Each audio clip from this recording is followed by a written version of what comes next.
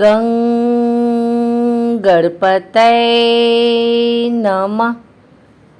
आज आषाढ़ मास के बुधवार के दिन आइए सुनते हैं गणेश जी की यह कथा कि कैसे श्री गणेश जी का विवाह हुआ। पहले गणेश जी का चेहरा भी मनुष्य के चेहरे की तरह था, लेकिन एक बार भगवान शिव जब माता पार्वती से मिलने पहुँचे तो गणेश जी ने उन्हें नहीं जाने दिया। तब शंकर जी ने गणेश जी का सिर त्रिशूल से अलग कर दिया था। इसके बाद गणेश जी के सिर में हाथी का सिर जोड़ा गया। हाथी के सिर की सुंदरता बढ़ाने वाले उनके 2 दांत भी थे, लेकिन परशुराम के साथ युद्ध में गणेश जी का एक दंत भी टूट गया और वे एक दंत कहलाए। उनका शरीर भी बड़ा था, इसलिए उनसे कोई भी सुशील कन्या विवाह के लिए राजी नहीं होती थी। गणेश जी इस बात से नाराज थे। उन्होंने कहा, अगर मेरा विवाह नहीं हो रहा तो मैं किसी और का विवाह भी नहीं होने दूंगा।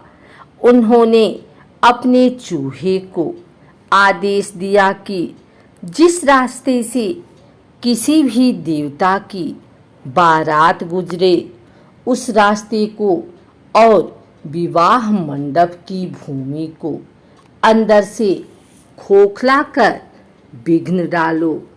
चूहे ने गणेश जी के कहने पर वैसा ही किया। सारे देवता परेशान हो गए। शिव जी को कोई रास्ता नहीं सूझ रहा था। देवी पार्वती ने सलाह दी, ब्रह्मा जी से इस समस्या का हल निकाला जाए। तब ब्रह्मा जी योग में लीन हुए और योग से ही 2 कन्याएं रिद्धि और सिद्धि अवतरित हुईं। दोनों ब्रह्मा जी की मानस पुत्री थी। उन दोनों को लेकर ब्रह्मा जी गणेश जी के पास पहुँचे और कहा वह उन्हें शिक्षा दें। गणेश जी तैयार हो गए। जब भी चूहा गणेश जी के पास किसी के विवाह की सूचना लाता तो रिद्धि और सिद्धि ध्यान बांटने के लिए कोई न कोई प्रसंग छेड़ देती। इस तरह विवाह निर्विघ्न होने लगे।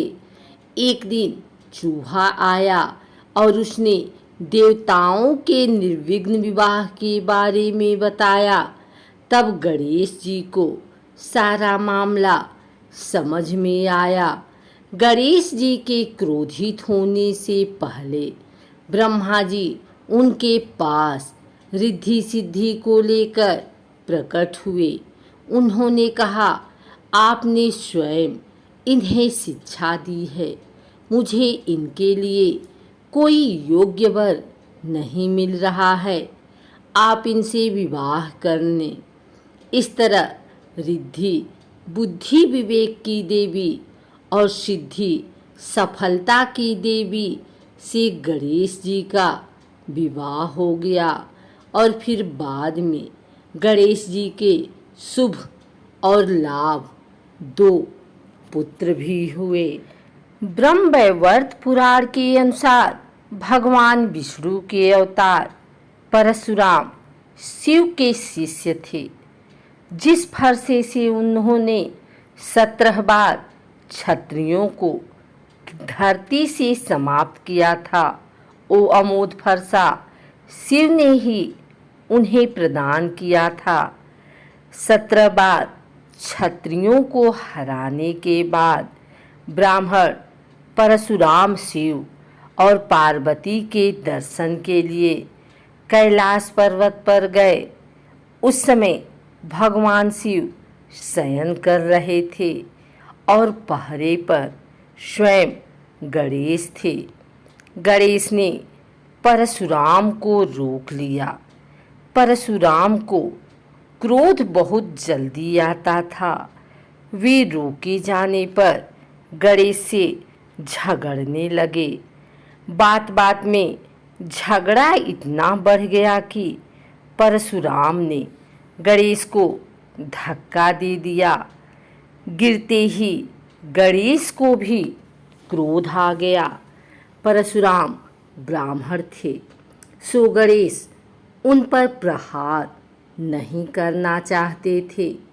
उन्होंने परशुराम को अपनी सूंड से पकड़कर चारों दिशाओं में गोल गोल घुमा दिया। घूमते घूमते ही गणेश ने परशुराम को अपने कृष्ण रूप के दर्शन भी करवा दिए। कुछ पल घुमाने के बाद गणेश ने उन्हें छोड़ दिया। छोड़े जाने के थोड़ी देर तक तो परशुराम शांत रहे। बाद में परशुराम को अपने अपमान का आभास हुआ तो उन्होंने अपने फरसे से गणेश पर वार किया। फरसा शिव का दिया हुआ था, सो गणेश उसके वार को विफल जाने नहीं देना चाहते थे। ये सोचकर उस वार को उन्होंने अपने एक दंत पर झेल लिया। फरसा लगते ही दांत टूटकर गिर गया। इस बीच कोलाहल सुनकर शिव भी शयन से बाहर आ गए और उन्होंने दोनों को शांत करवाया। तब से गणेश को एक ही दांत रह गया और वे एकदम कहलाने लगे। अगर आपको हमारी वीडियो अच्छी लगी हो तो इसे लाइक करें, कमेंट करें, शेयर करें। हमारे चैनल भक्ति गाथा को सब्सक्राइब करके बेल नोटिफिकेशन ऑल पर सेट कर लें ताकि आगे आने वाली वीडियो सबसे पहले आप तक पहुंच सके। धन्यवाद।